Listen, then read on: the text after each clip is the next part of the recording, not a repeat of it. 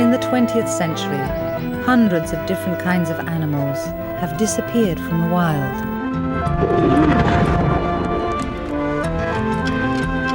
The animals in these stories are all victims of human exploitation.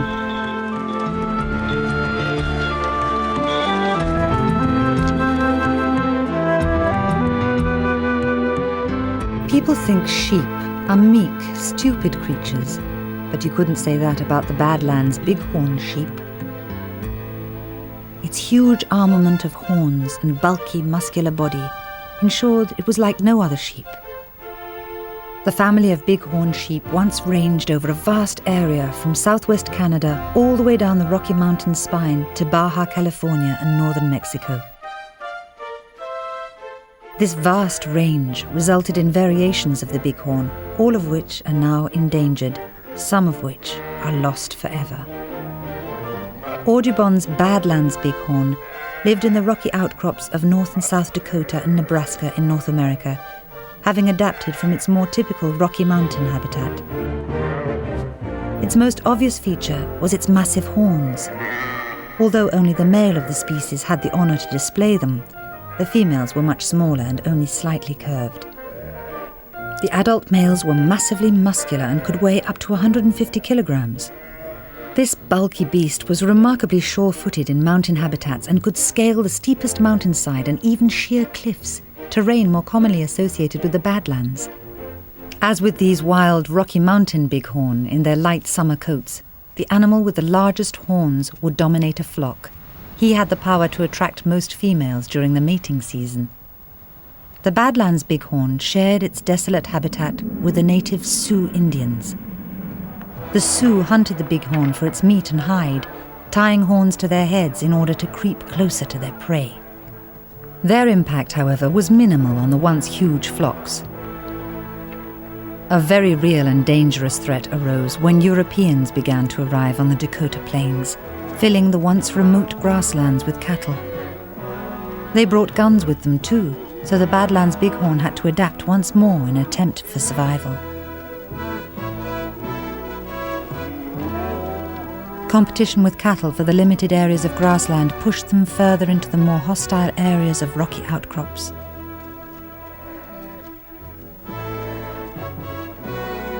As they were so agile, they knew they were safe in the sheer-cliffed butts, which only other bighorns could possibly climb.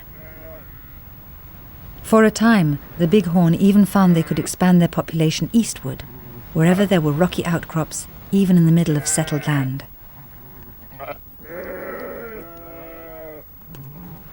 The settlers' guns, however, were never far away, so unfortunately this survival strategy and ability to adapt to their immediate circumstances eventually proved fatal. By the 1880s, human settlement had passed right through their territory and beyond, so the bighorns no longer had an escape route. They became prisoners of their own survival strategy, trapped on their rocky outcrops, with no accessible mountain range where they could retreat. This might not have turned out badly if it hadn't been for those remarkable horns, as they became one of the most sought-after trophies in North America. Once, their population in North America was nearly 2 million. By 1900, only 3% remained, and by the mid-1970s, there were just 42,000 left. Today, a glimmer of hope exists in the form of zoo populations which have established successful breeding programs. Unfortunately, the rescue programs came too late for the Badlands bighorn. The last definite record of this clever and brave animal was the shooting of a gigantic ram in North Dakota in 1905. Badlands bighorn are believed to have survived in South Dakota until the 1920s. The trophy hunter's horns still exist, but the sheep, alas, are no more.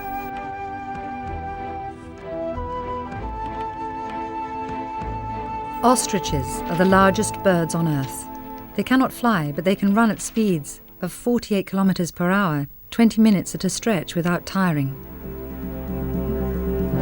These wild ostriches can only now be found in Africa. But once, there was an ostrich that lived throughout the wastes of the Middle East, from the Euphrates Valley in the east to the Sinai Desert in the west. The Arabian ostrich was the smallest species, but even so it was still taller and heavier than a large man. Its feathers were as lavish as other ostriches, and its body was as strong and muscular. But its most remarkable feature was its ability to survive even in the most unwelcoming and hostile environment. Little vegetation grows in the deserts of the Middle East. The Arabian ostrich survived mainly on the parasitic flowering shoots that grow on the roots of the gourd bush. The desert is hot and dry, swept by violent winds, and when the rains come, they wash everything away in flash floods.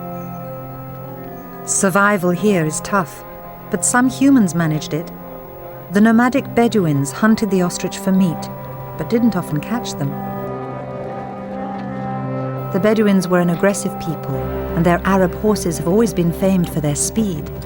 But healthy ostriches were even faster, and they could be just as aggressive. Their sharp claws and strong legs could shatter a skull or disembowel a man.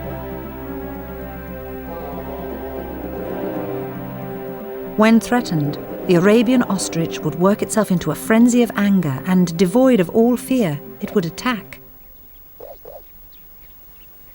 During the mating season, in winter when the food was most readily available, they would perform a war dance, much like this African ostrich. The females laid as many eggs as 20, packing them tightly, half buried in a nest of sand. They'd dig a trench round it to protect it from floods. The eggs were smaller than other ostriches, but more brightly polished. In case food was scarce when the chicks hatched, the ostrich would lay a couple more eggs about 5 meters away to provide their first meal. However harsh the conditions, it seemed the ostriches could always cope with them.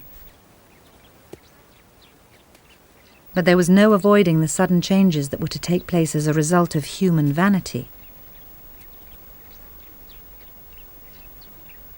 Ostrich feathers had for some time been a popular fashion accessory.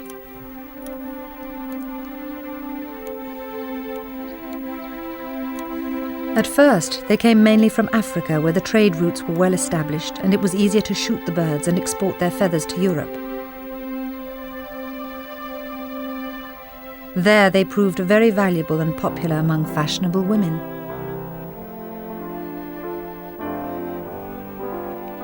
However, during and after the First World War, many new roads were built, and the Arabian ostriches also became a target.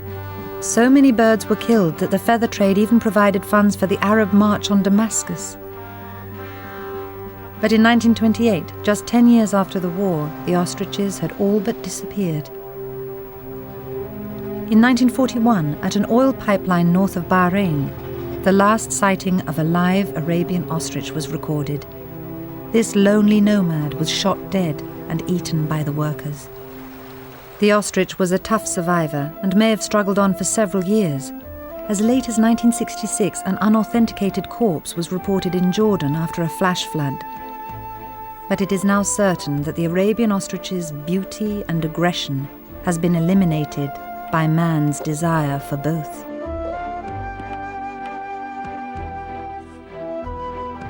The flying fox is the largest of all flying mammals, often weighing up to 1 kilo and with a wingspan of up to nearly 2 meters.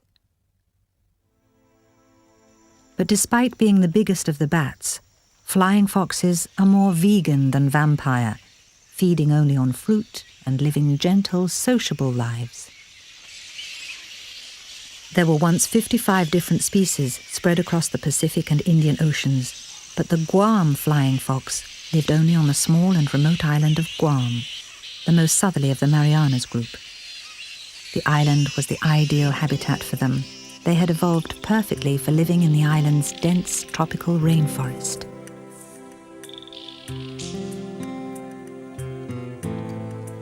The Guam flying fox really did look like a large-eyed fox, but with bat's wings.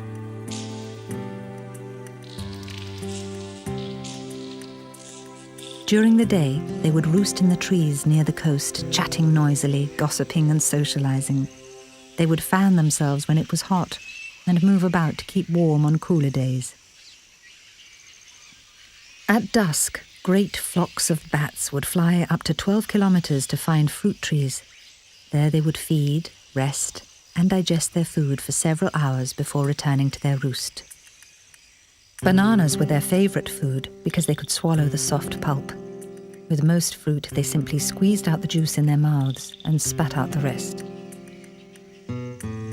Their only contact with humans was with the native Chamorro people, famous for their unique language of eyebrow expressions. That was until 1668, when the Spanish established a mission on the island, and like many other remote islands, Guam became a living larder for passing ships, which would call in to stock up on food and water. In 1899, the Germans took over, followed by the Japanese in 1919. After the Second World War, the USA established a military base on Guam, which covered over a third of the island. With each new phase of human settlement, the population increased dramatically and the flying foxes began to lose their island paradise. Unfortunately, they never had time to learn to fear mankind. Their habitat rapidly disappeared, and trees were replaced by high electrical wires, which made dangerous roosts. The remaining trees became exposed to the tropical storms as the dense rainforest was cut back and burnt for farmland. The farmers, especially on the banana plantations, considered the flying foxes to be a pest. But worst of all, the bats were easy prey for the hunters. The Chamorro had eaten flying foxes for many years, but in tiny numbers. The invaders were only too keen to taste this local delicacy. They became the finest dish on any local menu, and the last Guam flying fox ever to be seen was served up on a restaurant table in 1968. But the gourmets still craved their flesh, even after they were gone, and other species of fruit bat are now imported to the kitchens of Guam at a rate of at least 16,000 a year. As many as 7 other species of flying fox may have become extinct because of the restaurant trade, and now all flying foxes are in danger. The Guam flying fox was quite literally a victim of human greed, a greed that, despite laws to protect other fruit bats, isn't satisfied yet.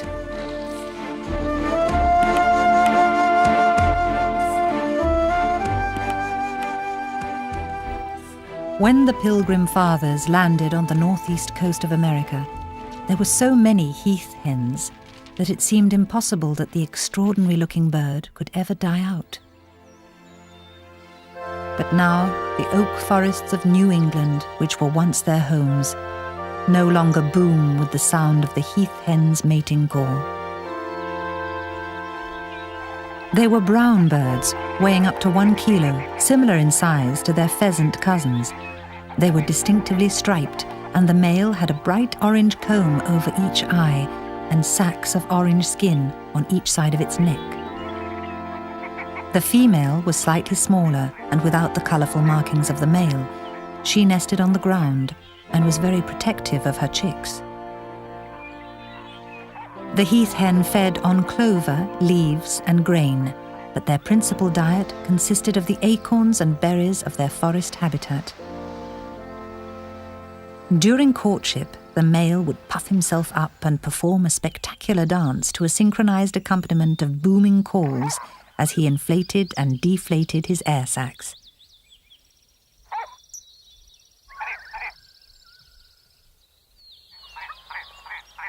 This blue grouse's mating ritual contains a similar pattern of head jerks, tail feather displays, and stomping steps, which can be heard as far as 20 kilometers away.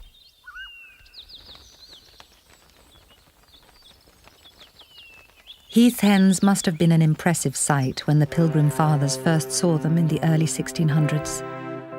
These Puritans had fled persecution in Europe, but they brought with them as many guns as Bibles, and they started a new kind of persecution of their own. They eradicated the local tribes of Native American Indians and hunted the wildlife, showing no respect for breeding seasons. They shot birds on the nest with greater ease than those that were willing to flee, so killing 2 generations with 1 bullet.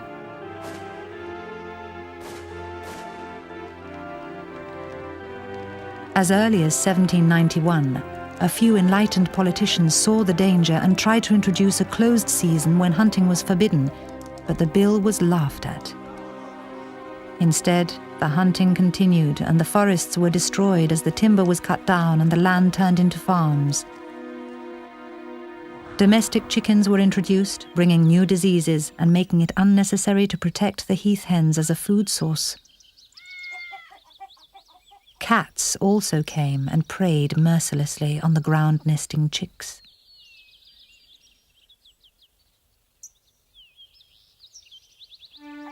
By 1870, the heath hen was extinct.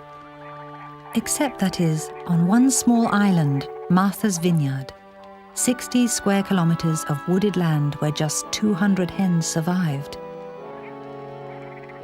Just when it seemed they would vanish forever, a public appeal granted them a protected reservation, and by 1916, the numbers had increased to 2,000. Then disaster struck. A fire swept across their breeding ground. Being summer, the nesting females would not leave their eggs, even as the flames swept over them. Only 105 survived, almost all males. Finally, turkeys were introduced to the island, and with them, disease.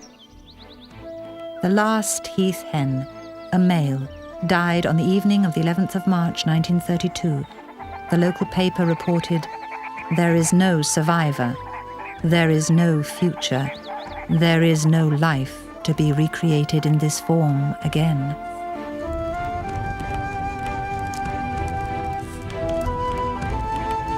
Some birds have been lost because they were hated or persecuted by mankind.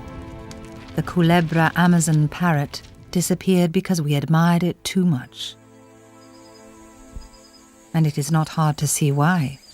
Like this similar species of Amazon parrot, its bright colors made any painting seem dull by comparison.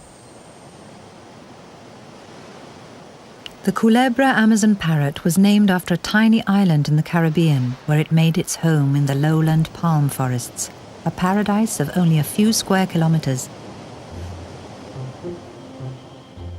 Its plumage was, for the most part, a bright, vivid green. However, it also had yellow and blue wing feathers and a red tuft above the beak. But perhaps more extraordinary than its beauty was its ability to mimic the human voice as well as any parrot surviving today. Each bird had its distinctive voice and character, even within a single flock.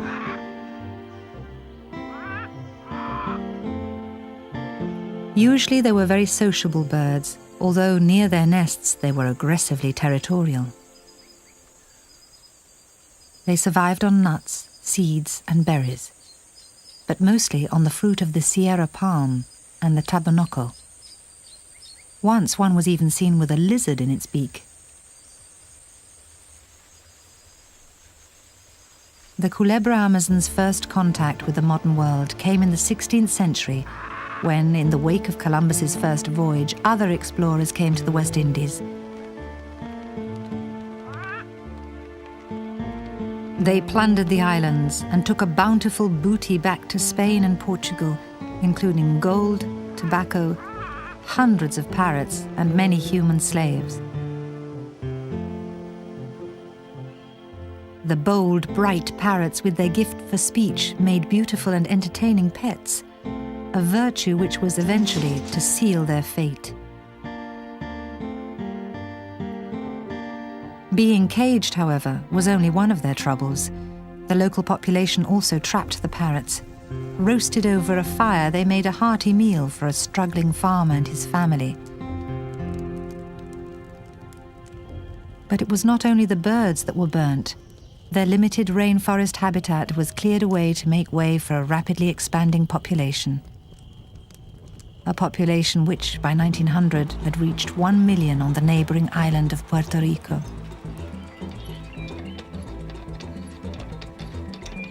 As the island was settled and turned into farms, the unique habitat of the Culebra Amazon parrot was destroyed. Without the palm fruits or the older trees which had provided nesting hollows, the parrots could neither feed nor breed. As the fruit was exported, the trade in parrots continued, their value increasing all the time as their numbers declined. And aboard the very ships that took them out, predators such as rats and cats came in.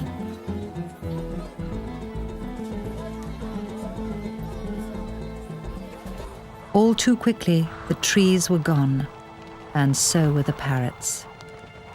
In 1899, ornithologist A.B. Baker saw the last recorded flock of Culebra Amazon parrots. He shot 3 of them. In 1912, an extensive search failed to find any of the others. The poet Keats once wrote, "A thing of beauty is a joy forever. It will never pass into nothingness." But this parrot and many others have.